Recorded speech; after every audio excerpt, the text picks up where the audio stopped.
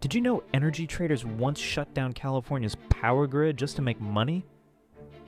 August 2000. Enron was America's most innovative energy company, trusted by everyone.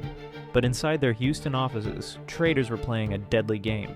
They called their strategy Death Star, joking while nursing homes lost air conditioning. Elderly patients suffered in sweltering heat as traders celebrated their profits. These weren't accidents. Enron scheduled fake maintenance to create shortages. They routed electricity through unnecessary states, driving up costs by thousands of %. Phone recordings captured traders laughing about turning off power plants during peak demand. While Californians sat in darkness, Enron's profits soared. One trader bragged about stealing money from grandmothers. When investigators finally uncovered the scheme, the damage was staggering. $40 billion stolen for consumers through artificial blackouts. Energy deregulation had created the perfect crime.